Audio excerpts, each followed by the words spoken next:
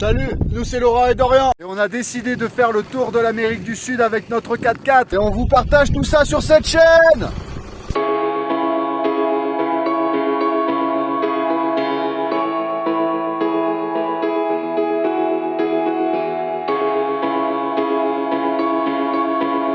Ça y est, on vient d'arriver en Argentine. Le passage à la frontière, il a été un tout petit peu plus compliqué qu'au Brésil. Parce qu'en fait, on ne savait pas que pour la sortie du territoire, pour se faire tamponner les passeports, il fallait le faire à la police fédérale et pas à la douane. Donc on a dû retourner au Brésil, trouver un bureau de police fédérale pour se faire tamponner les papiers. Et une fois que ça a été fait, le passage à la frontière en Argentine pour le véhicule, au niveau des papiers, ça a été un tout petit peu plus compliqué. Au début, ils nous ont envoyés d'un bureau à l'autre. Et une fois que ça avait été réglé, au bout d'une heure, ils nous ont donné notre papier d'entrée de territoire en Argentine. Et en fait, ce papier, il est obligatoire, on est obligé de l'avoir avec nous en permanence. Parce que dès qu'on se fait contrôler, c'est un papier qu'on nous demande. Et surtout, dès qu'on quitte un pays, il nous faut ce papier pour dire comme quoi on est sorti du territoire et qu'il nous en fasse un nouveau dans le pays où on rentre. Une fois que ça a été fait, on a trouvé une carte SIM rapidement. Et après, pour le change, c'est un tout petit peu plus différent en Argentine que dans les autres pays, parce qu'il y a le taux officiel et le taux officieux. Le taux officiel, c'est celui qu'on va trouver à la banque, et le taux officieux, c'est celui qu'on trouve dans la rue, celui qu'on appelle le taux blue. Alors en fait, nous, on s'est fait un petit peu arnaquer, mais comme je pense à chaque passage de frontière, ce qui se passe, c'est qu'on veut vite faire du change, vite trouver une carte SIM, et vite quitter la frontière et rentrer dans le pays. Donc nous, on se les fait changer dans la rue à 550, c'est-à-dire que 1 euro égale 550 pesos. Et c'est ce qu'on avait trouvé sur Internet, sauf que c'était le taux officiel et non officieux. Le taux officieux, il était à 998 pesos, donc pratiquement le double. Donc ce qui s'est passé, c'est que plus tard, on a fait changer très peu d'argent, et plus tard, on a fait changer une plus grosse somme à 998. Et vu qu'on était pendant les élections présidentielles, il est monté jusqu'à 1250. Donc c'était énorme à ce moment-là. Et là maintenant ça redevient un peu plus stable, les élections sont passées et le taux on le trouve à 950 et il va faire que baisser. Apparemment là d'ici une semaine il passera à 700. Une fois qu'on a fait ça, on était à la recherche d'un camping, la nuit commençait à tomber, il commençait à se faire tard, on n'a pas trouvé de camping donc on a décidé de dormir chez l'habitant et on vous montre ça. Bon, nous voilà pour notre première nuit en Argentine qui s'est passée super bien, vraiment. On a été accueillis par Luciano qui a une entreprise de parfumerie sur Buenos Aires et qui se lance dans la production de fruits de la passion qui est unique ici en Argentine, étant donné qu'il y a un climat subtropical qui est unique aussi ici en Argentine. On est juste à côté de la frontière du Brésil. Donc merci beaucoup à ce gentil gars qui nous a accueillis les bras ouverts. Et on a longtemps conversé hier pour que justement il nous trouve des endroits, et justement il y en a, je crois qu'il y a beaucoup trop d'endroits à visiter en Argentine, mais bon, on a le temps, on est là pour ça, on est là pour profiter.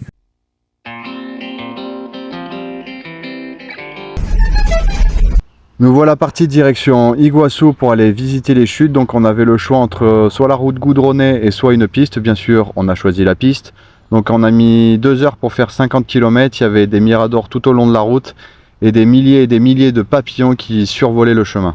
La prochaine nuit, on la passera au camping car il est compliqué d'ouvrir la tente de toit en pleine ville, et ça nous permettra aussi d'arriver le plus tôt possible au parc d'Iguaçu. C'est parti, direction les chutes d'Iguaçu. On est arrivé à 8h30 au parc et on est sorti vers 18h. Donc vraiment, il faut prévoir sa journée.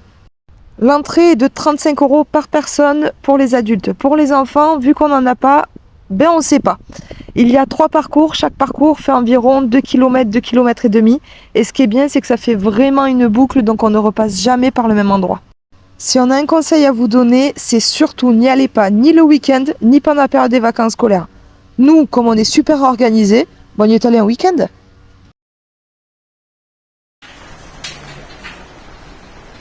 Un peu d'histoire quand même. Donc les chutes sont situées au confluent des fleuves Iguaçu et Paraná. Et il y a environ 200 000 ans, il y a eu une faille géologique dans le lit du Paraná. Et ça a donné naissance à une chute abrupte, la Garganta del Diablo.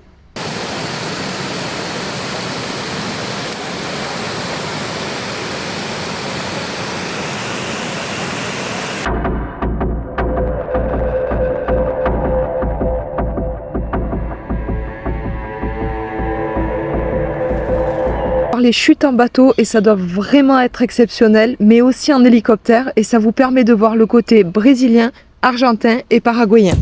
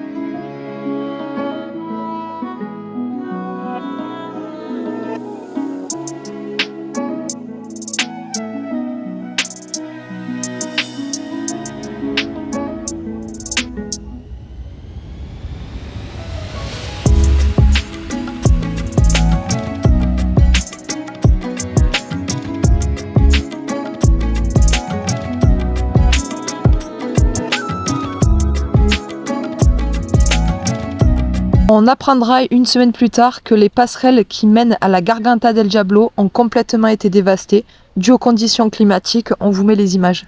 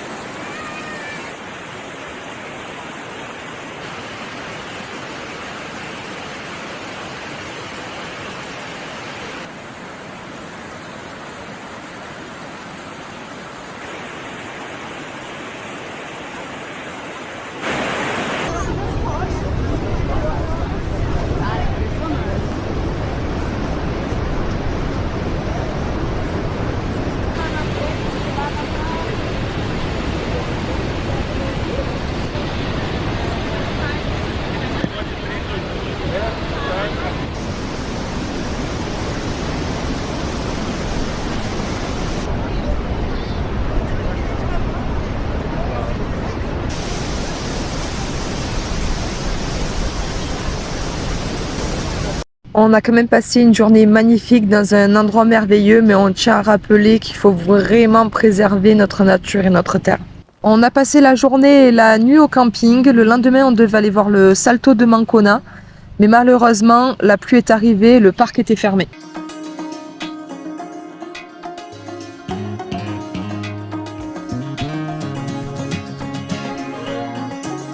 Nous nous trouvons dans la province de Misiones qui a un climat propice à la culture de maté et de thé, sachant que l'Argentine est productrice de thé depuis plus de 100 ans. Alors je ne sais pas si je vais vous apprendre quelque chose, mais le thé noir, le thé rouge et le thé vert proviennent de la même plante. Ce n'est juste le temps de séchage qui change son goût et sa couleur. Donc on a pu découvrir tout le processus de séchage et de conception du thé. Et avec à la fin de la journée une bonne dégustation.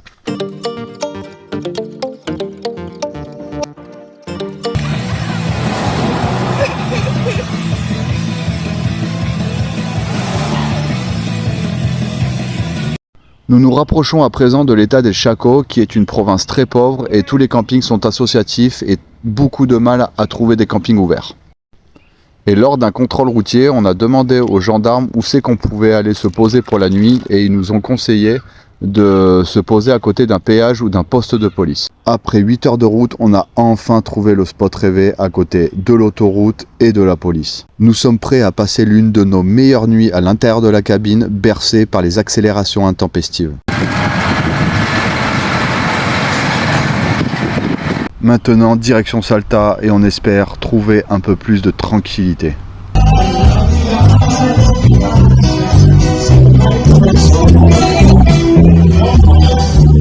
Ça y est, on est enfin arrivé à la grande et belle Salta et on a fait la connaissance de Next Meridian qui font le tour du monde. Et bien sûr, hop, on attend. Petite anecdote, vous voyez la piscine qui est au fond, c'est l'une des plus grandes d'Amérique du Sud. Alors vous n'imaginez même pas toute l'eau qu'il faut pour la remplir. Et pour la vider, comment ils font les Argentins? Ils envoient quelqu'un au fond de la piscine, enlever la grille pour bien sûr vider toute l'eau, et le mec, il s'est fait aspirer, il est passé dans les canalisations et il est ressorti dans le Rio. Et tout le camping le cherchait, il savait pas du tout où il était. Et il est revenu comme une fleur par la route, plein d'égratignures, normal. Cette nuit, on a dormi à 2000 mètres. Je crois que ça y est, on a quitté la basse altitude. Là, on va faire que monter. Il me semble qu'on va arriver vers les 4000. On a une route qui est juste magnifique. On va vous montrer ça.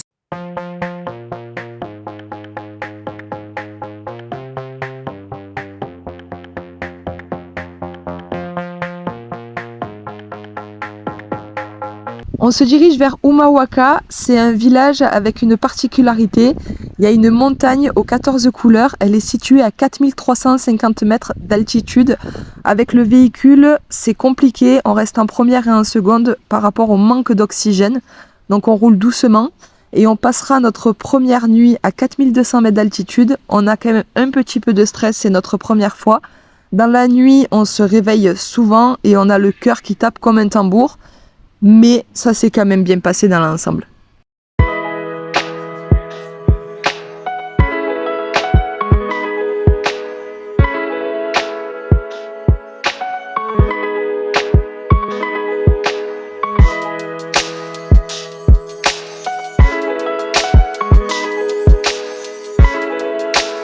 Voilà, visite de la lagune de Pozuelos, on est seul au monde.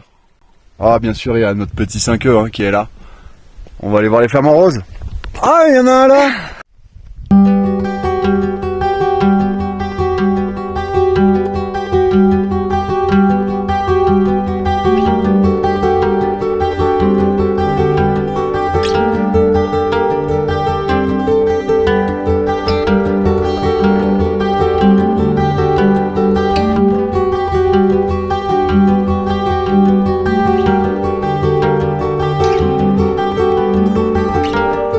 Les gardes-parcs nous ont proposé de passer la nuit à côté de leur poste car il était complètement interdit de dormir à côté de la lagune. Donc on en a profité pour faire une petite lessive à la main car il y avait de l'eau courante et on a passé une superbe nuit avec un ciel étoilé de folie. C'est parti, direction la Bolivie. On va essayer de passer la frontière aujourd'hui. Il y a pas mal de blocages sur la route dû aux élections qui arrivent bientôt. Le pays va très mal économiquement. Donc pour l'instant, on a réussi à les éviter. On prenait des pistes. Là, ça risque d'être un peu plus compliqué. On est obligé d'aller sur une grande ville pour recharger en essence. Donc on vous tiendra au courant de ce que ça donne. Mais par contre, on est trop contents. On va faire nos premiers kilomètres sur la route 40 et ça, c'est trop bien.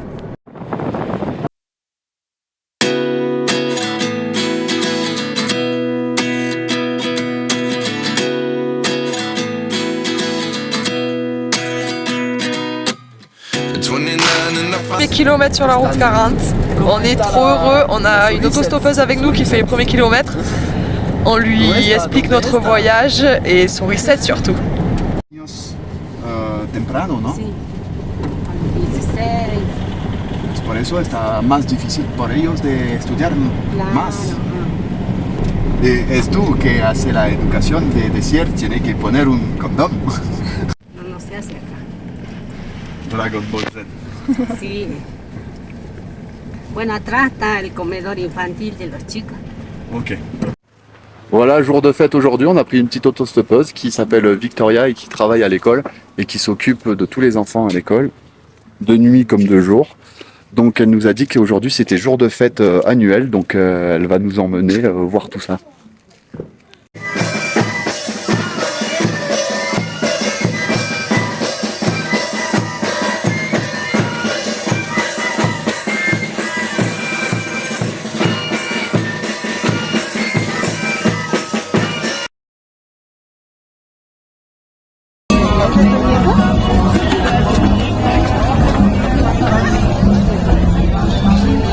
Nací yo y entre cerros coloridos, allí nací yo y entre cerros coloridos.